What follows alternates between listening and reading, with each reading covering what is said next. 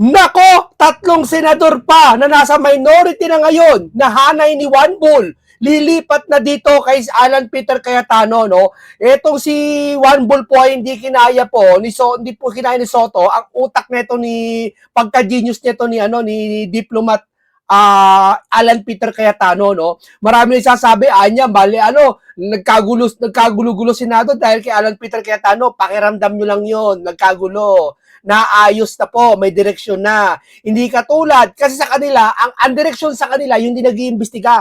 Ang direksyon sa kanila, yung iimbestigahan lang, yung gusto nila, si Sara, maipit, madihado. Yun lang ang kanilang yun lang ay lang matino sa kanila. Pero yung nag-iimbestiga sa mga mali-maletang pera, hindi sa kanila matino yun. Tinanggal nila sa isipan nila, pinaniwala nila ang kanilang sarili na walang korupsyon na maleta. Biruin mo, ganyan nila, niloloko sarili nila. Na paniwala nila yung mismong sarili nila, na walang korupsyon. Samantalang sinabi ng presidente, sinabi ni Saldi, at sinabi pa ng ibang mga testigo na may korupsyon, no? Ang katunayan, ngayon nagbabaha saan? Sa Las Piñas, diyan sa Cavite, bahana konting ulan lang yan. Yan ang sinasabi ko sa inyo. Hindi nyo inaasikaso ang magpapaalala ulit sa inyo yung panahon. Kaya eto si Alan Peter Cayetano, pinagkaloob ng Panginoon Diyos na mailagay dito sa pagiging Senate President, no? Ang layo ng kay Juan Bull, no? Kaya dito ipit na ipit sila di ba? O eto po, tingnan mo tatlo po ang lilipat daw, sabi po, matunog lang, no? Matunog lang to. May lilipat na dalawa, sorry, tatlo pala, papunta sa kampo ng Brave 13, sa susunod na linggo, tagumpay ang bayan. Isipin mo yan. Di ba? Hindi ko alam kung sino to lilipat, pero may possible, yung dalawang nag-abstain yata yon si JBL to kasi may malinaw kasi niya kapatid ni Jinggoy, 'di ba? May possible. Hindi ko alam kung sino doon, malabo yung mga tulpok. Pero may hawig kay Subiri. Ewan ko lang O pwede naman pwedeng ganito mangyari Pwedeng ganito mangyari. Si Alan Cayetano hindi magiging Senate President. Ang magiging Senate President isa sa kanila, pwedeng si Ligarda. 'Di ba? Ganyan. Kasi ganito yan hindi papayag yung ibang bumoto kay Alan Peter Cayetano. Kung si Alan Peter Cayetano, marami din ayaw sa kanya, sa minority niya yun. Pero kung sakali magpapalit ng leadership, hindi si Cayetano, pero kukuha pa rin sa majority, halimbawa si Ligarda, magiging nila, marami sasama, marami magiging boto diyan. Baka bumoto si Lito Lapid diyan, 'di ba? Kaya siguro sa Brave 13 may lilipat, 'di ba? Possible na ganoon kasi si Alan Peter Cayetano matalino to no? Baka ito lang akin lang to baka pail lang ni Alan Peter Cayetano to para magkaroon ng investigasyon sa flood control issue 'di ba? Saka baka gusto niya lang talaga na kunwari maging SP, yung pala gusto niya si Loren Legarda. 'Di ba nakita niyo matunog na karaan na gusto yata na nilalakad ni Peter Cayetano na maging Senate President si Loren Legarda.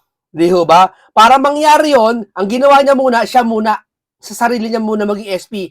Kasi alam ko, may sabi ni Palsis, yung attorney, yung Pinklawan, no? Sabi niya, meron daw history si Cayetano ng power sharing na gano'n nangyari, no? Basta matalino kasi si Cayetano Genius to, hindi nyo kaya utak na ito.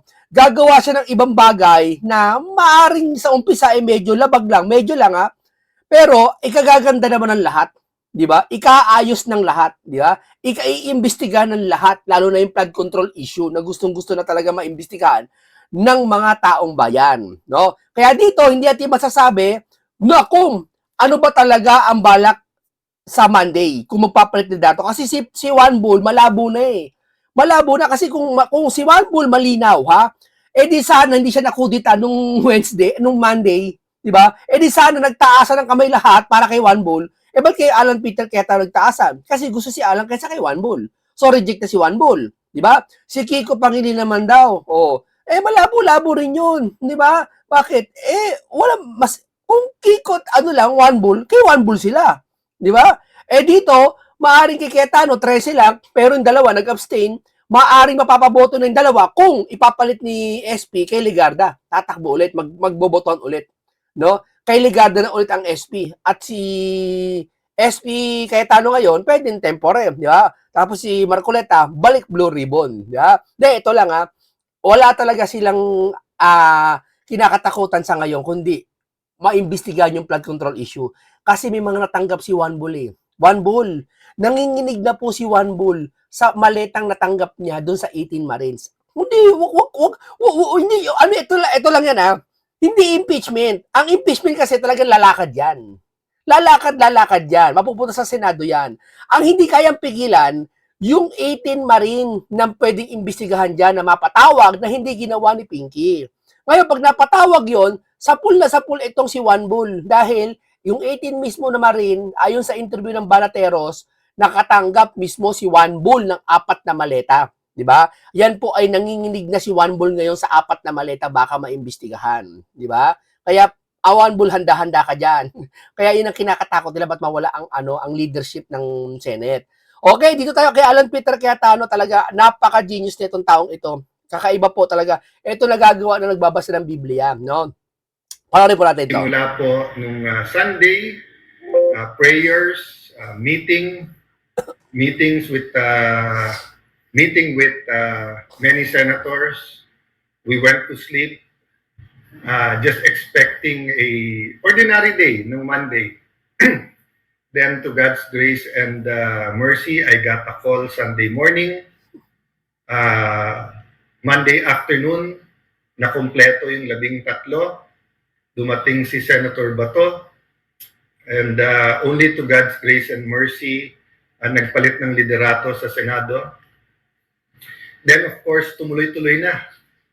I was hoping na ang ating topic ng Thursday at Friday ay ang aking privilege speech nung Wednesday na ang tawag po ay, ang pangalan po ay Bigger Picture. Let me give you the 2-minute version. So sinabi ko dun sa Bigger Picture na medyo nakatutok tayo sa politika, lalo po sa news at saka sa social media. Pero ang ordinaryong Pilipino, hindi lang siyempre political yung lens. Meron economic lens, no? O ibig sabihin, kumbaga sa salamin, yung economic lens, yung pananaw ba na kamusta ang taas ng presyo, or PTK po yung ginamit natin, presyo, trabaho, kita. Maganda sinasabi nito. Ang pinanunukso nila dito yung 10K doon na pinangako niya. Yan kasi sila. Yan ang mga Pilipino pag galit sa isang tao, walang mabutas. Yung 10K, kagaya kay Senator Marcoleta, asa na niya yung 2K mo? Kay Cayetano 10K, 'di ba? Magtrabaho ka. Huwag kang umasa diyan, 'di ba? Ano siya, yan pangako na yan, campaign promise yan. Diyan hindi matutupad yan kung walang aaproba, kagaya ng 2K di Marcoleta. Hindi siya lang nagdala ka doon, ayaw ng iba itulungan siya eh, 'di ba? Ito kasi mga to nagko-comment, ano to, wala naman to alam minsan eh, walang alam, oo. Hindi siya nakapagsuri, buti niya ngayon may ChatGPT na eh. 'Di ba? Pero doon sila umaasa sa ChatGPT, nagkakamali minsan yun eh. Oo, hindi naman perpekto yun eh. Oo, kung ano lang tanong mo, sasagot niya eh. 'Di ba? Ibig sabihin, dito kay Alan Cayetano, talagang tuloy natin. Kamusta ang presyo? Abot kaya ba? Or pataas ng pataas? Kahit okay yung presyo or mataas ang presyo, may trabaho ka ba? Kasi kung wala kang trabaho or wala kang negosyo, wala rin kita. At syempre, dinagdag din po natin yung issue ng corruption. Pinag-usapan din po natin doon na yung spiritual lens o yung sinasabi po natin morality and values. Importante po sa isang community, maging yan po ay pamilya, maging church, maging samahan ng magkakapitbahay, Tricycle Operator and Drivers Association o TODA, yan po ay maging barkada, yan po ay maging barangay, city, isang nation, yung values at yung kultura ng isang community. At pinag-usapan po natin doon na pag pinag-usapan natin ay kultura, meron tinatawag na 7 spheres or mountains, no? Yung pong family, yung pong church, yung pong government, business, education, health, at media. Ang media, kasama na po dyan ang entertainment at journalism. At pinag-usapan natin sa 7 yan na spheres or mountains of culture. Yan ang wala si Juan Bull. Yan ang ayaw nila kay Cayetano. Ayaw nila niyan. Sabagay, pag nagsasabi ka ng totoo sa mundong to, kagagalitan ka. Ipapako ka. Di ba sabi ko si Kristo pinako sa krus eh. Pag nagsasabi ka ng totohanan, ayaw nila to yung ganito kasi bakit? Hindi pabor sa kanila eh. Ayaw sa kanila, hindi papabor sa gusto nila eh. Wala silang pakialam sa taong bayan. Basta yung tao ba gumagawa ng kabutihan para sa taong bayan, wala silang pakialam sa taong bayan. Basta hindi pabor sa gusto nila yung tao, i-reject nila, pagsisiraan nila. Ay niya, resign ka, kaya Tano, resign ka. Di ba? Kay Marcoleta, ang ganda ng panukala niya, 2K, pababa. Ha? Yung kuryente, papatupad niya. Ha? Pagtutulong-tulong niya, pagdidibatihan pa yun eh. Ngayon, ayaw mo kay Marcoleta, kahit ikagaganda ng taong bayan, isipin mo, wow, Marcoleta, 2K pababa, ililibre kuryente. Hindi ko iboboto to. Ayoko. Kahit ikagaganda ng taong bayan to, kasi galit ka eh. Yun sila. Ganun sila mag-isip. Kasi, paano ba naman? Kaya sila ganun mag-isip. Wala silang ibang natutunan sa kanila. Yung sarili lang nila. Di ba? Ganyan po yung mga taong nangyayari pag sarili mo na lang. Natutunan mo sa sarili mo, wala ka ng ibang pinapakinggan kundi sarili mo na lang. Paniwalang-paniwala ka sa sarili mo. Yan, para yung mga pinklawan. Paniwalang-paniwala. Di ba sabi ko, ang member niya, kundi akla, mata pobre, yung iba dyan eh. Di ba? Yan, paniwalang-paniwala sa sarili nilang aral. Di ba? Yung aral lang iba ayaw nilang pakinggan. Lumalabas po ang values, ang sistema, ang pang-araw-araw na buhay ng isang tao, isang pamilya, isang bansa. So let's say when we're addressing corruption, hindi lang yung investigasyon at pagkasunod, pero yung values, may integrity ba ang sistema, may integrity ba, may value ba ang tao na wag magnakaw. In talking of all of that kasi, tayo'y naniniwala na yung pang-araw-araw na buhay ni Juan de la Cruz, ni Juana de la Cruz, ay hindi na pag-uusapan kasi syempre, maging sa Marites, maging sa official na news, maging sa chat groups, maging sa SOCMED, yung mga nagba-viral usually ay yung mga events at saka yung mga intriga. So sabi ko nga, from the search for the truth, ay naging mga propaganda. For example, paulit-ulit na sinabi na kaya nagkaroon ng leadership change para pigilan yung impeachment. Pero nakita nyo naman po, Wednesday night, nung nakuha natin yung articles of impeachment, kahit na may kaguluhan sa Senate, tinapos po natin. Nung tinanong po ako ng sekretariat, tatapusin po ba natin ang pag-check niyan tonight para bukas masulatan na natin yung House. Nakiusap po ako sa kanila at sabi nila, sir, duty namin to. Despite po yung anxiety at yung trauma. Saka ito lang prangkahan tayo. Ano naman, kung mapigil ang impeachment? Diba? Ano mo naman sa inyo? Diba? Yung impeachment na, alam natin, fishing expedition lang yan eh. Diba? Kaya lumakas yung kagustuhan nila ma-impeach si Sara eh. Diba? O ano naman? Kayo aminin nyo na hayagang kayo nagtatakip sa flood control issue. Bakit flood control issue? Ito kasi ang issue ngayon natin eh. Ngayon bahana, konting ulan lang, bumaha na sa Las Piñas, saka sa Cavite at iba pang lugar. Konting ulan lang yun bumaha na ang tuhod. What if pa kaya kung tag-ulan talaga? Isabi, nagpapaalala ulit sa atin na dapat asikasuhin ito. Ito, di ba? Kay Sara, wala, sila lang may kagustuhan eh. Di ba? Ano nangyari dun sa barilan sa Senate? The next day, within 24 hours, pinadala na po natin sa House of Representatives, kasama sa sulat na yan, yung order na nasa order of business. Sa Monday, ang articles of impeachment at magko-convene na tayo bilang impeachment court. So ulitin ko lang po clarification number 1. Walang delay.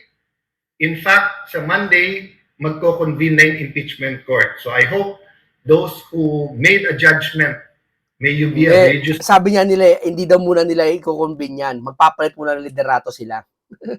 Di ba?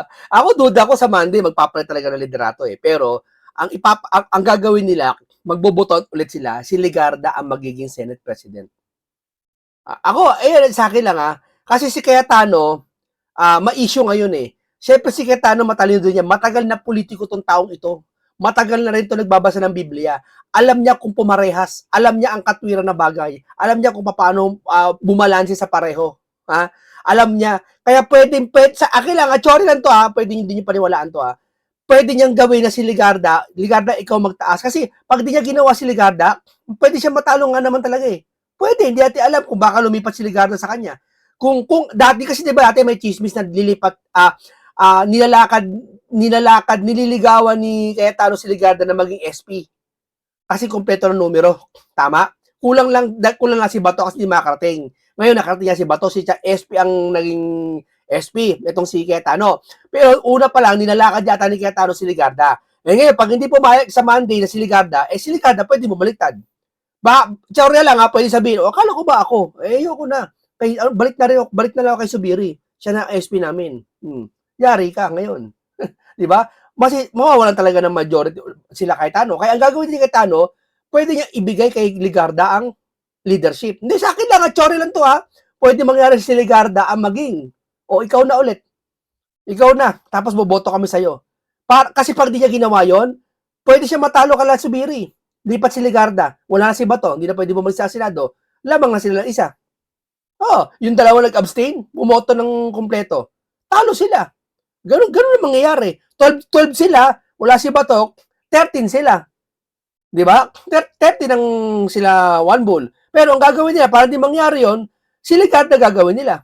Ako, yan lang nakikita ko. Yan nakikita ko. Kasi pag si one bull ulit tatakbo, hindi mananalo si one bull eh. Kaya nga tinanggal kasi natalo eh. Kaya nga tatanggal kasi kulang siya eh. Di ba? Hindi pwede si Pangilinan. Di ba? Leader, may you be deans of law schools, may you be a private citizen. Sabi ko naman po, we accept your criticism. Dapat maging aktivista. Dapat kalampagin nyo kami. Pero if you made a judgment or an accusation, let's also have the humility of saying, ay mali pala kami. Kasi kita nyo naman pala ho, hindi totoo at propaganda lang at paninira sa bagong majority na yung impeachment ang main reason na pagpapalit, di ba? Marami tayong pag-uusapan kung bakit pinalitan ang majority. Kasama dyan yung direction. Tingin ko po hindi natututukan ng husto yung present crisis ng ating bansa. Fuel price crisis, crisis po sa energy, crisis po sa trust sa gobyerno. And I'm not talking about the administration alone. Trust in the legislature, in the House, the Senate, trust sa ating traditional media, trust sa social media, trust sa ating administrasyon, trust sa impeachment process. Yung tiwala ba? Tama yan. Kaya nga sabi ko sa inyo, pwedeng possible na maraming nagagayat kay Cayetano ngayon, yung mga pinklawan lang, pati mga loyalista. Yung nagagayat sa kanya ngayon, di ba? Ayaw sa kanya kasi, hindi nasusunod yung kagustuhan nila ma-impeach si Sara. Saka ayaw nila dito, di ba? Kasi tinanggal yung mga pinklawan. Ganyan sila ngayon, di ba? Para hindi magulo, siguro si Alan, magpaparaya, kay Ligarda nga lang. May mga leader tayo na ginagawa nila ang lahat ng kaya nila para mapababa ang presyo or makontrol ang inflation. Or that every student ay meron pong gamit at maganda po ang direksyon ng ating education system para may trabaho kagad. O yung tiwala po sa PhilHealth sa nangyaring mga budget scandal or tiwala po sa DOH na parating may problema sa bidding at sa supply ng bakuna at ng gamot. Tiwala ng ating OFWs ay nasa magandang kalagayan or that we're doing everything for their safety and welfare. May maraming issues po yan safety and welfare. Okay. So, let me clarify a second thing before I go to the main topic. I'd like to clarify na agad-agad sinecure yung CCTV sa Senate. Marami pong theories, marami pong haka-haka, maraming nagpupush ng narrative, no? Isa sa unang sinabi sa akin ni Secretary Gilbert Remulla, ni Secretary John Vic Remulla, ay pagdating sa Senate, we will secure the Senate, we will make sure that everyone's safe. Sabi niya, Senate President, or kilala naman niya ako, so sabi niya, Alan, please make sure may access kami at na-secure yung CCTV. So as soon as I saw the Sergeant at Arms, sinabi ko na parating dito si Secretary Remulla, make sure that in front of them, makita nila yung CCTV, tapos may dalawang kopya. May kopya tayo, may kopya sila. Pangalawa ko sinabi po sa Sergeant at Arms, of course, mabilis po to, so as far as I can recall, joint investigation to. kailangan full transparency. Hindi pwede natin sabihin jurisdiction natin to, so Sabi tayo ni lang ano, mag-iimbestiga. sabi ng abogado, nagmamarunong, yung aklang abogado, sabi nyo, bakit daw yung Sergeant of Arms naka-full battle gear, panggera, di parang panggera daw pupunta sa panggera. Ba, ikaw kaya barilan, may baril, may mga mahabang armas yung papasok sa, ano, na sa MBI, sa Senate ang MBI. Hindi ka ba sa Sergeant of Arms, hindi ka magkakano? Alam nyo kasi, wala kasi kayo sa field, sa position talaga niya, mga yan. Kahit ikaw, gwardiya ka lang sa mall, ha? Pag sinabi, halimbawa, private building, gwardiya, may private building. Pag sinabi na may-ari, huwag ka magpapapasok ng kahit sino, ha? Na ito ay private, di ba? Eh, wala namang warrant, alam mo, walang warrant. Eh, pero yung mga pulis, magpapasok, pilit papasok yung mga pulis dun sa building. Eh, wala naman red, wala naman warrant, wala naman search warrant. Papasok dun. Bawal yun. Sir, bawal yan, sir. Yung gwardiya, pwedeng, ano sila, ano sila, sir, bawal sir, dito lang kayo. Di ba? Kahit pulis sila, eh, di ba, yung LTO nga, di ba, minsan kahit pulis, kinaklamp yung ano yung mobile Nakakita niyo sa social media, yung sasakyan ng pulis, kinilamp mismo ng ng LTO. Ibig sabihin, LTO versus pulis ang laban. O, ibig sabihin, wala silang sinisino. Ganon din dito sa pagkakataong ito ang Sergeant of Arms, bagaman sa gobyerno parehas, hindi nila papayagan yung integridad ng Senado mababoy. Kaya yun ang puprotektahan nila. Tama na. In the same time, siyempre, mga senador na rin. Di ba? Klarong-klaro po yon na sinabi natin na to be transparent at naibigay ka agad. Tamo, sinibak yung Sergeant of Arms, ay suspend yata, baka magpaupo sila ng kaalyado nila. Tingnan mo. Ito sa PNP at DILG. So sa lahat ng humihingi ng kopya, maging sa Office of the Ombudsman, maging sa NBI, I'll sort out the technicalities at legal later on, kasi even yung sinabi ko kahapon na kung sinususpinde nyo ang aming Sergeant of Arms, I have to wait for the memo ng aming legal and to ask the other senators kasi may legal issue dyan. But ang sabi ko, to be fair, tandaan nyo na sa investigasyon, napaka-importante yung impartial. Kung walang credibility yung investigasyon, bali walang investigasyon. So, paano mag-iimbestiga ang NBI kung sila mismo ang iniimbestigahan? Diba? Tandaan nyo po, paulit-ulit sinabi sa amin na wala sila sa aming premises at wala sila sa GSIS. Nangako din ang NBI na bibigyan kami ng kopya ng warrant at hindi naman kami binigyan ng kopya. So, hindi pa namin nakikita yung warrant. So, paano nila sasabihin sa amin na dapat ay dinetain namin si Senator Bato? Even assuming that we had the power to detain him. Number 3, they promised us an investigation dun sa mga nakipaghabulan na agents nila nung Monday. Hanggang ngayon, wala yon. But idadagdag ko lang yesterday, sinabi po ng DOJ Secretary na alam nila ang pagkilos ng NBI nung Monday at Wednesday. So first, that's the first time I heard na alam ng DOJ yung pagkilos. Then they announced mag-iimbestiga sila. Baliktad ata, you should be part of those being investigated. Kasi iniimbestigahan nga yung ginawa ng NBI. So kung alam nyo, ba't hindi kayo nagsalita? So, hindi yan ang topic ko ngayon hapon, but eto lang iwanan ko sa inyo. If you wanna be the good guys or you wanna be the bida, hindi pwedeng ikaw ay kontrabida. Okay? So, klaro yon. Hindi pwedeng sasabihin mo, mag-iimbestiga para malaman ang katotohanan, tapos ikaw pala yung dapat imbestigahan. That's precisely... Diyos ko, napakalino naman nangyari. Pumasok sila doon para hulihin si Bato. At sundan si Bato, may warrant, di ba? Napakalinaw ang sabi, huwag niyong papasukin ng Senado kasi yung integridad niyan, protective ng custody si Bato ng Senado. Di ba? Huwag papasukin. Simple, huwag papasukin. Pag pinasok, hindi papayag. Di ba? Kaya sa kaparaanan hindi papayag, bukod siyempre may Sergeant of Arms. Hindi rin papayag yung may katawan na maaparesto siya. Di ba? At yung Sergeant of Arms, hindi rin papayag na pumasok doon. Pasukin siya doon, yung Senado. Di ba? That's why I allowed the DILG and PNP kasi hindi naman pwedeng Senate lang ang mag-iimbestiga. Dapat malaman din nila. But one point lang, may napanood ako, I hope that wasn't AI. I know that reporter or news anchor sa isang radio station tinanong niya si General Aberin, isang kilalang general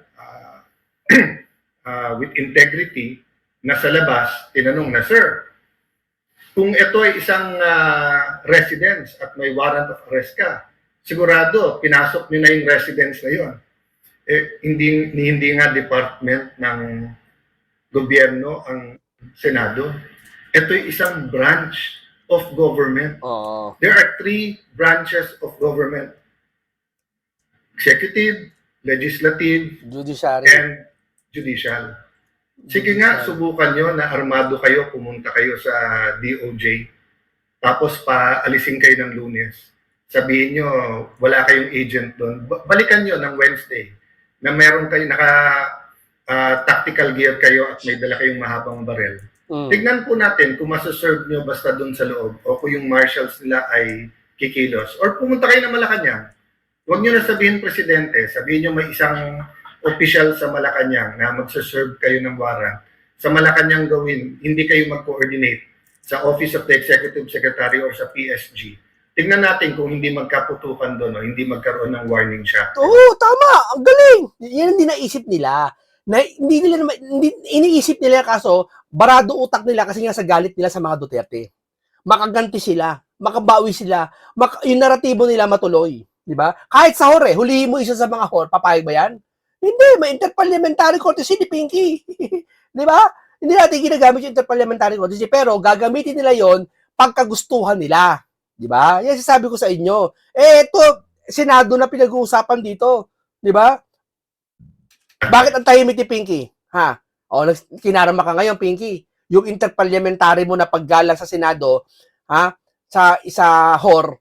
Ngayon, nakita mo, sinugod ng Senado, wala kang imik.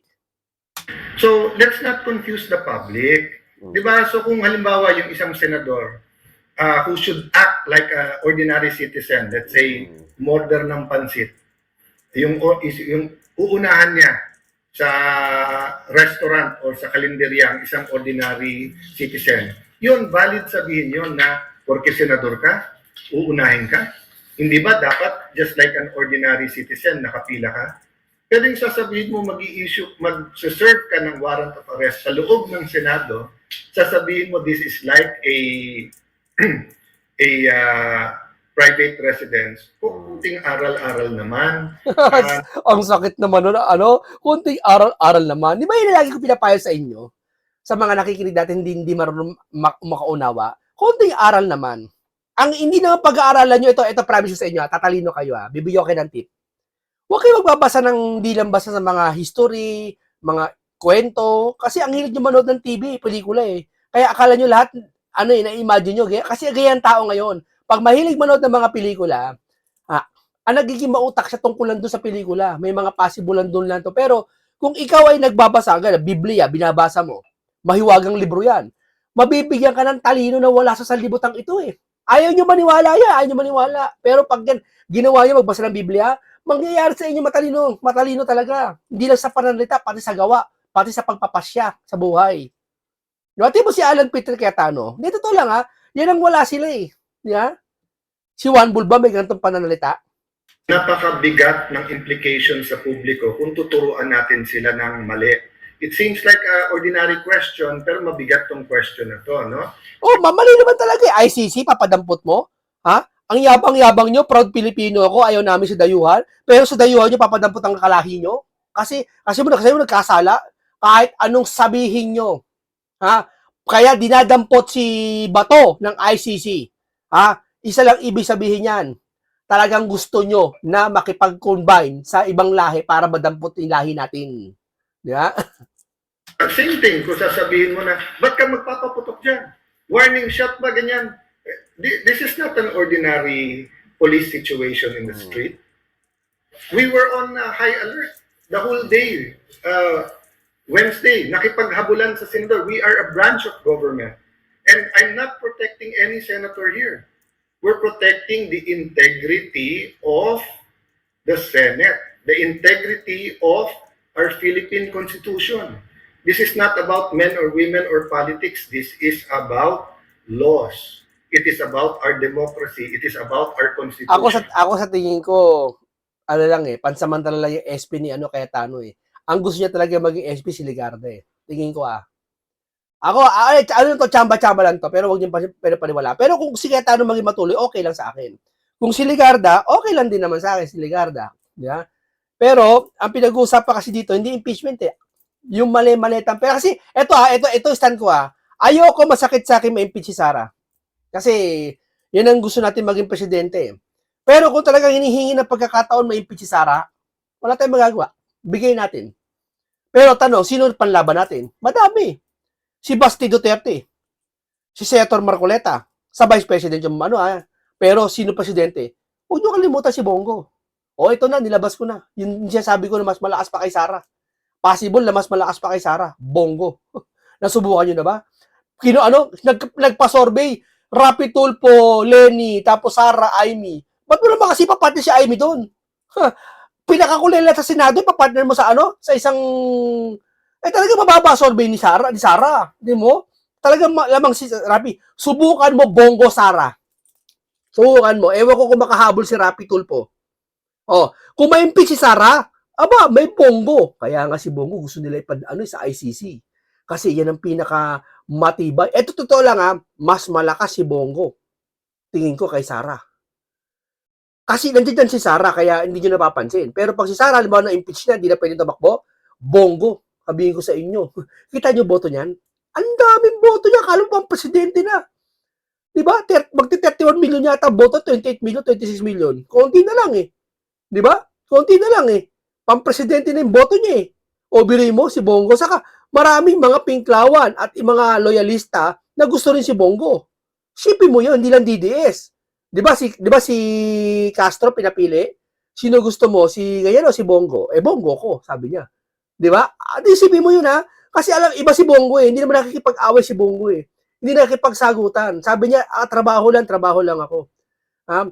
Ganyan si Bongo. Hindi naman siya, ang nakasagutan lang ni Bongo, si Trillanes noon. Nakaaway niya lang yan. Talagang kaaway. Pansin nyo? Kaya takot sila. Kaya hindi imposible kahit itong laban na to kay Cayetano, naisip na nila yan. Ako nga naisip ko sila pa kaya laging babad dyan sa Senado. Okay? So, my main complaint yesterday was that from the search for the truth, parang naging PR campaign. PR meaning public relations. Parang may narrative, counter-narrative, para bang rumble sa college na wala nang pakialam kung sino tama at mali. Basta kung brad mo yon, doon ka nakakampi. So para bang may two sides of the narrative and then bahala na si Batman. Basta ang importante, yung narrative namin. Hindi po. That's why nung humingi kami ng tulong, unang-una hiningi namin, every single person in the Senate ay ma-secure at masiguradong ligtas at hindi masaktan. Including, of course, the Senate media na tinutukan talaga yung mga nangyayari doon. Ang problema, parating pa lang si Secretary John Vic at saka ang NCR, ang NCRPO nasa labas, but ang Chief PNP, may nagsasabi na stage to. So meron ng narrative. And then may counter-narrative na. I did not give in to a counter-narrative. So tignan niyo po ang aming joint statement at pagharap sa press ni Secretary Remulla. Sinabi ko, hintayin yung investigasyon. Hindi ko binanggit yung word na NBI, although meron na kaming initial findings na NBI because I didn't want to influence anyone. And I didn't want this to be a government versus government unless there is a hard evidence. No? Okay, maraming salamat po. Ganito lang po tayo. Muli natin napatunayan na naman itong si Alan Cayetano talaga ay genius. Tingin ko utakan niya ng itong mga to sila one bull eh. Oo. Tingin ko lang pero sana manatili si SP Cayetano. Gusto ko rin naman siya sa SP para asarin sila one bull. 'Di ba? Para maimbestigahan yung flood control. Pero kung hinihingi ng pagkakataon na si Ligarda ilagay ulit diyan, ay ilagay sa Senate President para bumoto lang na mas marami at hindi manalo ang side nila one bull, doon tayo kay Ligarda. Di ba? Sabi nila, magpapasya daw sa impeachment kay Sara. 16 na senador daw. Okay lang, kahit ma-impeach, tanggapin na natin ma-impeach. Masakit man, pero may Bongo. May Bongo, maniwala kayo. Lakas nun. May ko sa'yo. Di ba? Okay, maraming salamat po sa inyo. Ganito lang po tayo. Napuno ko na naman kayo ng bagong balita, isang komentaryong siksik ng kaalaman at karunungan, isang makabuluhan talakayan, no? At isang masustansyang pag-uusap na naman. Maraming salamat. Ang ganito lang po. Ingat lagi kayo. Paalam po sa inyong lahat.